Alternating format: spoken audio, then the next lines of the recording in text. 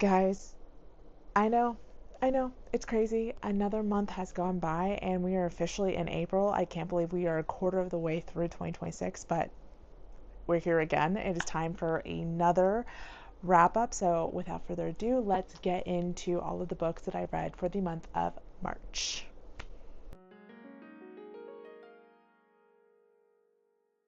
Okay, diving straight in, the first books that I will be talking about for my wrap up are the Hunger Games books. So, me and a friend decided to buddy read these books. We wanted to read Snow's book and Haymitch's book because those are the two books we hadn't read yet. But before we got into, well, Haymitch's book is the one we wanted to really get into. So, before we got to Haymitch's book, we wanted to really dive and immerse ourselves into the Hunger Games world again. And yes, I know it is not chronologically correct to read the Hunger Games books before getting into Haymitch's book, but we wanted to be freshly into that world before diving right into his to get the full impact, emotionally speaking, before, diving in. So we started with, chronologically, we started with Snow's book, which is the Ballad of Songbirds and Snakes, which that is just the origins of the Hunger Games. For the most part, we get to see the 10th Hunger Games, and that's before we really get the standard Hunger Games of what you really see, where we get introduced in Katniss's Hunger Games, which I believe is the 74th Hunger Games is Katniss's. And so it's a very different set of Hunger Games. So we kind of get to see where the beginnings of the Hunger Games is and the start of Snow's career and his origins. And if you've seen that movie, you kind of know where he's at. I really didn't love this book. I really love Snow's character, and I think that gave me kind of a negative viewpoint of this book going in. I didn't really want to read this book, but I felt it was necessary. I did enjoy kind of the historical aspects of it, getting to see how far the games had come from the beginning to where we see them in the current state of it in Katniss's Hunger Games, in the Hunger Games series itself. But yeah, I just couldn't feel great about Snow's character, and I think Suzanne Collins does a really good job with trying to empathize, yeah, that's the word, empathize with Snow and trying to humanize him in the beginnings. We get to see him as like someone, as like a son and a familial member of society, and someone who has friends, kind of, and family members, just your average guy. So she does a really good job with that, but it does take a very, very dark turn at a certain point, as you can suspect with Snow's character. And the events that happen in that book and the way it takes a turn will haunt me till the day I die. I know for a fact. And there are things that I don't think I could ever forgive Snow for. I already dislike Snow as a character because of the Hunger Games, but I think this book made me hate him even more than I already did. So I was fine without this book, but I guess now I've read it and now I have a deeper hatred. So I guess there's that. I gave this book 4 stars. Again, it was good. I think the pacing was kind of off in some areas, especially towards the end. But it was interesting, to say the least. Yeah. But then I moved on to the Hunger Games. And I don't feel like I really need to tell the premise of the story, because if you don't know, it's been how long since this movie came out? You should know what the premise is. But me and my friend read the Hunger Games, and then we also read Catching Fire. These were phenomenal. Still, I think the Hunger Games is an absolute masterpiece. I was never bored. The pacing is still great. I think the politics really hold up to this day. The character development, I think the emotions, like the character's emotion, Katniss, her going between, trying to protect her family, also trying to stay alive, and her slowly but surely gaining those feelings for Peeta, even though she doesn't know what those feelings are because she's never had to really put words to those types of feelings. It's just so interesting to see those develop in this book. Just like I said, utter masterpiece. It really holds up over time, and honestly, 6-star read. I gave it 5 stars because that's all I could give it on my Fable app, but 6-star read. Catching Fire, it is way slower than Hunger Games. Hunger Games just throws you in. Catching Fire is a little slower paced, but still very much impactful, and I love the relationship still and how they develop between her and Gale and her and Peeta, and just the strength and the rebellion, how it slowly but surely develops over time. I think this is still a 5-star read. In fact, that's what I gave it still. Phenomenal read. I will continue to buddy read this with my friend in the next month as well, for the month of April, and then we'll probably be getting to Hamish's book in May because I really don't think I can deal with that emotional damage next month, so we'll keep you posted on that one. But anyways, moving on. Next up, I have the book Quiet Ones by Penelope Douglas. Now, this book is the 3rd book in the Hellbent series, and I was very excited to get into this one because I had been waiting for so long for this book, in particular because it was for a couple that has been kind of thrown out there between these books and then a few other books in a different series. Like, this is the spin-off series. So I had been so excited for this particular book, for this particular couple, and this couple kind of got lost. This couple got lost in all of the little subplots, which I kind of got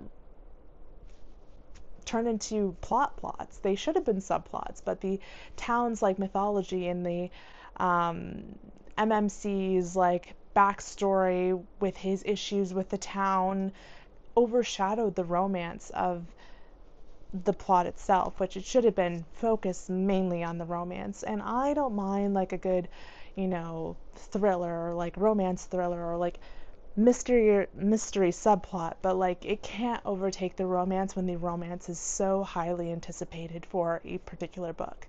And that's what happened here. So that was my biggest bit. And then the MMC, he wasn't as swoony, to say the least. I can't really find a good word for it right now, but he just wasn't all that I imagined. He wasn't what I wanted. She was doing all of these things and he wasn't setting any bars. He wasn't climbing the mountains. He was the bar was low. The bar was low, and he didn't rise it. He did not rise it. So I was having a hard time. Plus, this book is like super thick. It's like 600 pages, and the pacing was not going the way I needed it to go. So for all those reasons, I gave it a 3.5, which is really disappointing because I was waiting for this book forever. So I'm really hoping that the next book in this series kind of redeems it. I really love the first book, which is Fall Boys. I think that one's a 5-star read for sure. The second book was okay, which was Pirate Girls, and this one really just kind of let me down. So I'm really hoping this downward spiral is gonna make a loop-de-loop and go back up. Cross my fingers. Next up, let's get into a series that was recommended to me by a friend. This series I'm going to be getting into is the Selection series by Kira Cass, and this series was interesting to say the least. Now, this series is a young adult dystopian romance, and I thought it had a lot of potential. Now, this is a intriguing take on a dystopian. Somehow we end up back to like a kings and queens situation.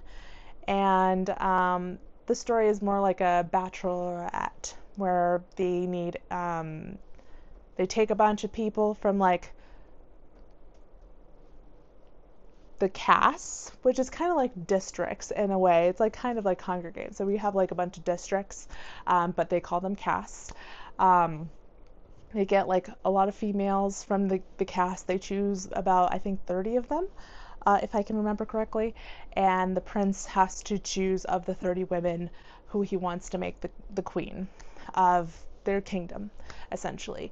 And that's the basic premise. And it would have been fine. It was interesting. We have a love triangle aspect with the FMC, and my biggest issue here is that I'm fine with a love triangle angle, and it was a true love triangle in the beginning, which is usually my biggest issue with a love triangle, is that it's not a true love triangle, and it's like a, well, obviously she loves this person more than this person, so why isn't like she going with this person? That's usually my issue with a love triangle. Now it's obvious by like mid book 2 who she wants, and this becomes my greatest issue with this series, is that I'm enjoying myself in book 1. Everything's going great, the pacing is great. I don't really have any big issues. I think my biggest issue in book 1 is that we don't get a lot of information on these caste systems, because each caste has like a certain, like how Hunger Games is, to simulate them, like just to give you like a visual. Each caste has like a certain, like if you're in a certain caste, you like, I think it's caste 7, you're like a servant, you help clean things or whatever.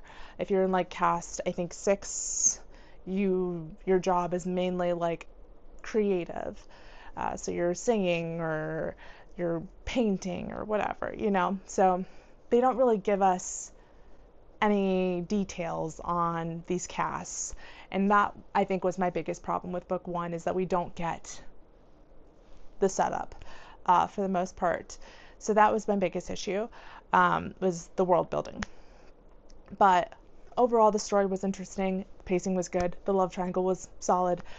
Second one, that's when we hit a wall, because the FMC was getting annoying in her choice of male to choose. And by book 3, it was no better. I was exhausted by book 3. By book 3, I was like, can we stop with this back and forth? We all know who you want. We all know. Could you please just choose one? And it was becoming, honestly, a little cruel to both the MMCs, because she refused to speak honestly with either of them, but demanded honesty from both of them. And it was quite upsetting to read. I was getting very frustrated. And then not only that, a lot of the issues, like the subplot issues, gets wrapped up really quickly at the end of book 3. I'm talking like the last few chapters. Everything gets solved like that. So I think there was a lot of potential. It's just the execution really missed its mark with me. For the first one, I gave 4.75 stars. For the second one, I gave 4.25 stars. And then for the last one, I gave 3.5 stars.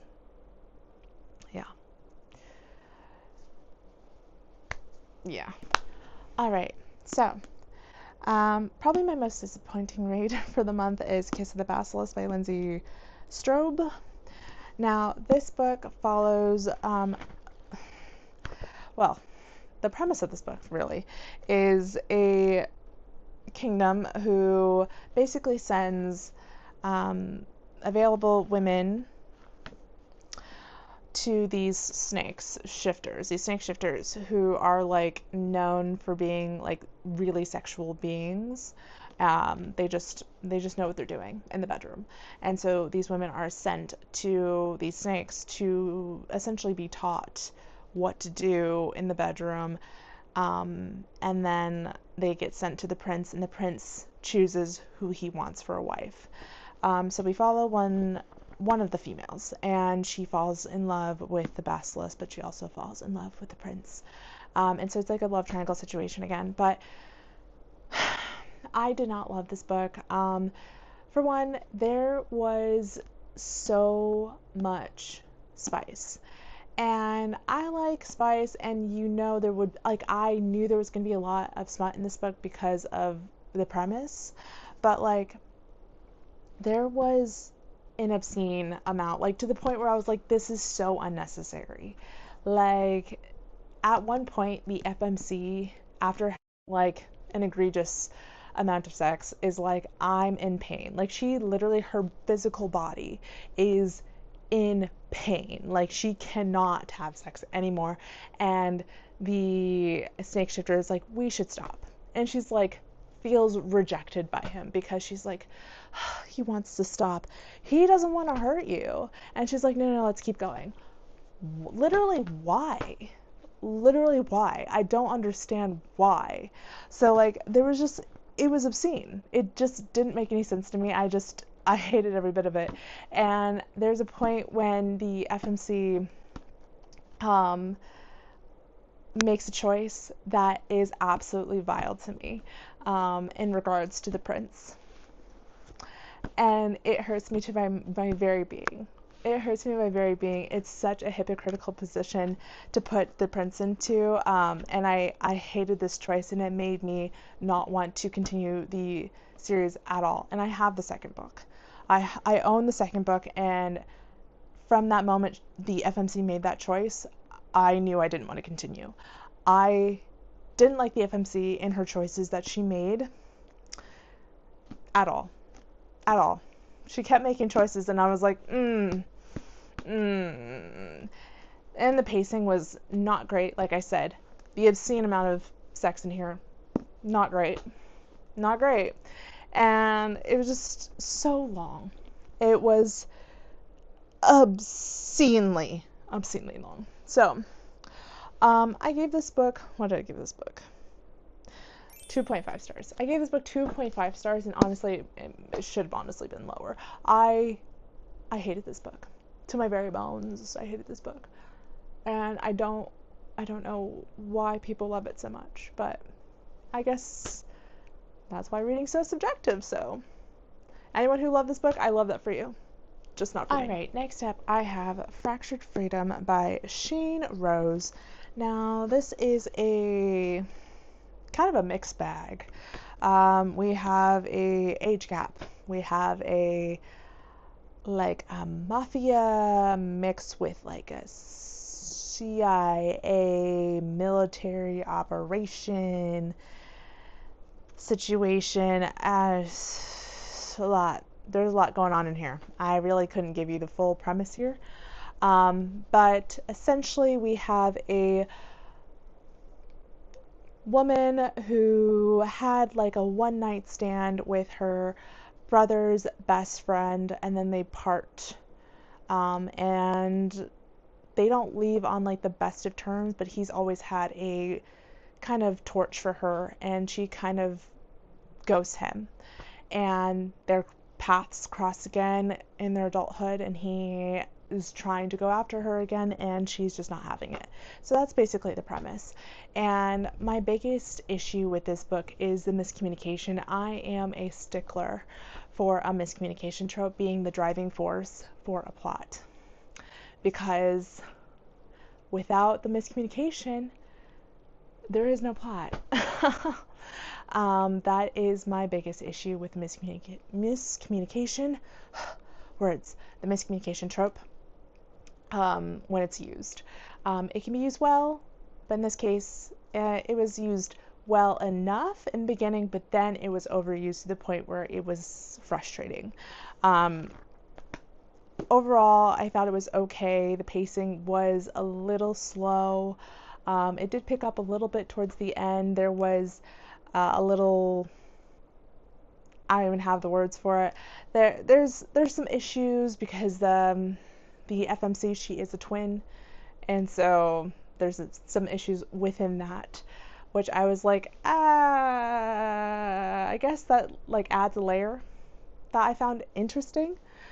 I did appreciate that there wasn't like a complete happy ending. It was more like a bittersweet ending that plays a part within the plot line, which made sense for what happens in this book, because not everything is always going to be happy when it comes to what happens in this book. I don't want to give anything away, so you'll understand if you read this book, and I appreciate the direction that the author took with the ending. So, all those reasons, I gave this book 3.5 stars. I think it's still worth the read. It's not that long. It's pretty quick. It's what, 300 and, I literally just looked at it, 340 pages.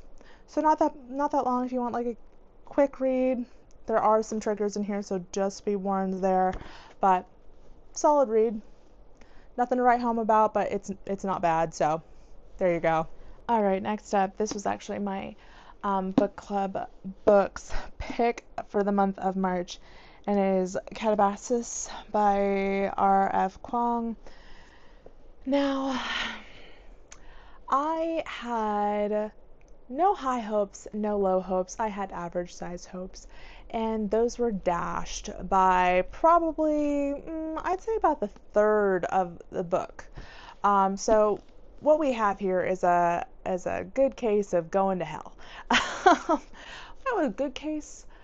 Well, the premise is going to hell. So we had these two students, these intellectual magicians, going to hell to bring their professor back from hell to the land of the living.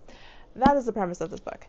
But man, oh man, it always boils down to how much I like the characters. I think I'm a character person. I know I'm a character person, and this FMC, man, I don't know if it was the internalized misogyny, I don't know if it was the professor they were trying to save, his absolute manipulation, his predatorial attributes, the absolute, like,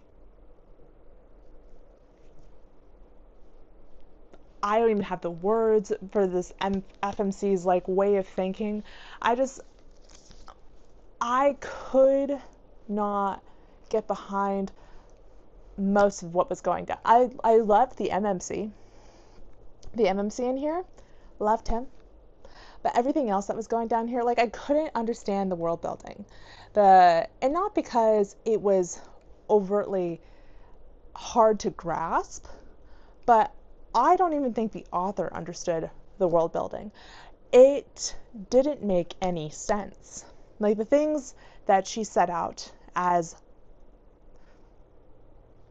for lack of a better word, law, she goes against it by the end. It didn't track. And I hated the pacing. By I want to say like the 75% mark, I thought that the author had lost the plot in itself. We didn't know what the mission was by that point. The FMC had gone off on their own journey. I didn't know what we were doing anymore. I thought the premise or the way that hell was set up was very interesting and quite intriguing. I thought there was a lot of arithmetic that could have been explained a little better for people who don't really study that, who are picking up your book, but that is just a personal preference. But other than that, I really couldn't get down with this book. I really hated this FMC. I really hated this FMC, and again, the world build. Just, there was a lot of things wrong with this book. And it wasn't just me. I like to say it wasn't just me. My entire book club, we're having a hard time. We're having a hard time with this book. So for me personally, I gave this book 2 stars, And yeah, it hurts my soul because I own other R.F. Kuang books and it makes me hesitant to start them because of this book. But I will give R.F. Kuang another go, but I'll have to start with maybe, I don't know, the Poppy War, Babel. Someone give me a recommendation of what to start with for R.F. Kuang that's going to leave a better taste in my mouth than this one, because I cannot. I can't. So please help me on that one. Help. Okay, so probably my most surprising read of the month, I got accepted to be Envy Wright's, one of Envy Wright's ARC readers. So I got her most recent release, which is Land of Wolves Revelations. And this one is really interesting. So it follows these wolf shifters and these humans. They do not get along. So the humans have devised a plan to essentially send in the human fated mate of the wolf shifter and get her to essentially him, as well as gain information to defeat all of the shifters. And they've been raising her since she was a child to be able to infiltrate their whole thing. And it is such an interesting read. I love the way that Envy Wright had made like their mate bonds, and I don't want to say anything else because the book just came out, and it was so good. It was so good. I had actually read so many kind of rough books, not like rough, well, kind of rough books, before getting this one, and it took me out of like a reading slump. I loved this book so much. It was so good. It had fast pacing. I loved the MMC. He was swoon worthy. And the intensity of the moments, because the FMC is trying to gain all of this information as well as trying to off her fated mate while, trying to be entered into this community. It was just so much. There was so much happening, so much going on, and I ate it up. I was like so sad. I was so sad when I finished it because it is actually going to be part of a duology. I'm upset because now I have to wait for the second one, but at least the second one it comes out in a couple months, so I don't have to wait that long for the next one to come out, but that cliffhanger is a little rough. I'm not gonna lie, but it was such a great read. I'm so happy. I gave that book 5 stars. It's worth every star. All right, these next sets of books I've started reading. I read Salt in the Wound, which is the novella to Salt Kiss and Honeycut, by C.R. Smoke. And this series has reinvigorated my love for reading. I started with Land of Wolves, and then I got into this series, and I have been on a roll for reading ever since. I have never loved reading more. I loved reading so much these last couple of weeks because of these books. So this series here follows these 3 characters. It's kind of hard to really describe. We have a woman who is kind of an arranged marriage to this man who runs essentially like a sex empire. He has like a BDSM club, but like on a max scale. But his currency is like secrets, so he can have blackmail over literally everyone. And then we have this bodyguard who is kind of thrown into the mix. And I don't want to say too much because I think you should go in kind of blind. So that's all I'll say on that. But oh my gosh, is it so good? This is an MMF, so they're all kind of thrown into a relationship together, or they'll get there. And yeah, I think the tension between all of the characters as they get into those close proximities within each other, 10 out of 10. and you can see like their jealousy, their their betrayal, their lies, the way that they go behind each other's backs, but like their need to be within each other's distance, and just their closeness is just, it's honestly intoxicating. It's addicting, in all honesty, and I like need to unveil everything about each character. And what I love about these books in particular, is that, but like with the first one, we have Salt in the Wound, where we get like the bodyguard's POV mainly. He's the only one speaking.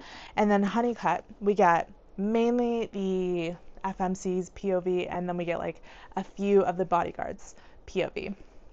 And then I'll be reading Bitter Burn, or I'm currently reading Bitter Burn. But in April, I'll probably finish that one up. And that is from the third MMC, who he's the one who has the whole sex den thing. His POV, I'm living my best life with his POV, because he has the most secrets and are they some secrets? They are some secrets. So I am living my best life right now. The tension, like I said, is off the page. The chemistry, and these are probably one of the spicier series I've ever read, but the emotional connections and just the character development itself, unmatched. I think Sarah Simone has really outdone herself with this trilogy here. I really can't recommend this series enough. I'm about almost halfway through Bitter Burn right now currently, and I can say with my full chest that this is probably one of her best series. And I love the Camelot series by her. I think that series is fantastic. And I do suggest reading that series first before getting into this series. It's called the Lioness series. I do suggest reading that series before getting into the series, because there are a few spoilers for that series in here, and there's like some crossover. But my gosh, is this series phenomenal. So good.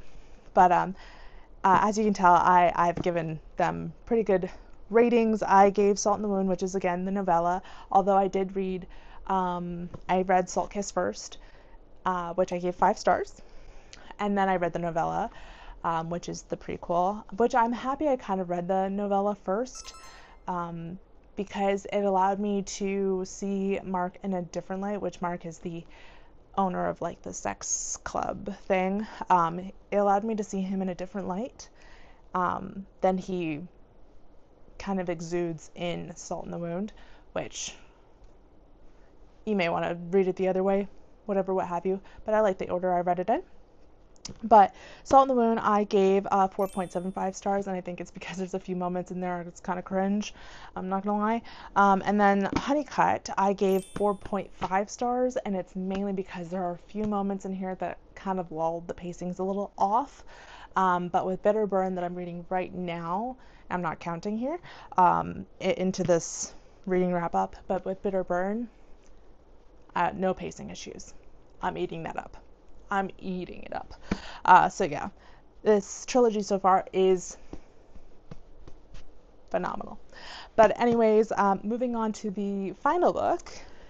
Final book is Caraval by Stephanie Garber. Now, I read this purely out of curiosity because I love Phantasma by Kaylee Smith, and everyone said that basically Phantasma is just kind of like a ripoff of Caraval. It's like a smuttier version of Caraval.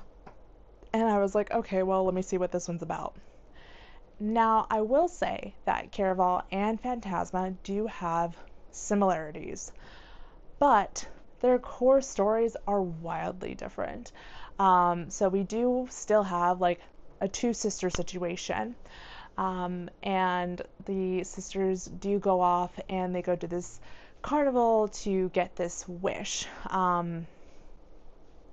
But again, that's kind of where the similarities stop, because this carnival is very, very different than what the carnival is in Phantasma. But I really enjoyed this book. I think that the carnival, how it's run, is like the time span of everything and how it like rushes, like how I'm failing to conceptualize it. But the way that the time runs faster makes the tension build exponentially. And it was fun. It was fun. I loved the characters for the most part. I loved Julian. I loved Julian. I didn't love Scarlett at points. I thought she was a bit overwhelming in her need to control a lot of the things and her know-it-all moments. But the character I disliked the most was Donatella, her sister, because she was really taking a lot of things in her own hands and really hoping for the best. And I disliked that immensely. I did. She's putting a lot of unwarranted trauma on poor Scarlett there. But I thought ultimately the game was very interesting to see and how it all played out. I thought it was good. I don't really have any notes on it because I thought it was pretty good. I do love the love story, maybe because of how unorthodox it was and how it all played out. I would say that the relationship between Scarlett and the what's his title? Her fiance, who she was supposed to marry. I would have loved to see how that would have played out if she maybe tried to see where that would have went, even with Julian. But because she was so wrapped up in Julian, it kind of played out differently. But I loved how unorthodox that relationship and how they came together kind of built out. So I don't know. I really enjoyed it.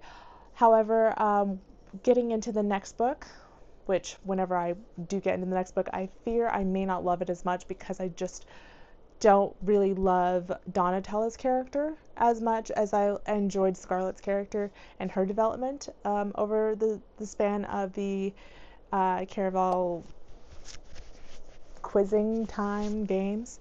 But yeah, I thought it was interesting. So I gave the book 5 stars overall. I think I had a really great end of the month. The beginning was a little rocky, the middle was, but the end, we ended strong. And that's all I really care about. But anyways, let's get into the stats. All right, so stats. I read 7 Kindle books and 8 audiobooks, bringing me to a total of 15 books for the month, which is a solid amount. I didn't think I was going to get there. I think the end I really pushed through because I thought I was going to get to just 10 books. It was looking really grim there for a bit. And it was because I was reading such rough books. But Land of Wolves, again, really pulled me out, which brings me to my favorite book of the month of March, which was, no surprise there, Land of Wolves Revelations by N.B. Wright, because it was just so fantastic and it really, really brought me out of my slump and pushed me to keep reading for the rest of March. And then moving forward to the month of April, my most anticipated read for this month is Pieces of the Night by Jennifer Hartman, that comes out on April 7th. I love everything that Jennifer Hartman writes. I am her #1 stan at this point. I literally own 7 books by her and probably going to add this one to my stack, and my goal is to read everything that she writes, because though all of her books have emotionally drained me and have put me into probably depressions, to be honest, where I'm just kind of staring at a wall, they also like soothe my soul because it just feels honestly emotionally cleansing. She just has a way with words, and I just love all of her books, so I'm really excited to get into that book for the month of April. But that is all, guys. Those are all of the books that I read for the month of March. Let me know what you guys read for the month of March and what your favorite read was, what your least favorite book was, and what you're most excited for April. But yeah, that is it, guys. I love you all. Until next time, read on, my bookish friends.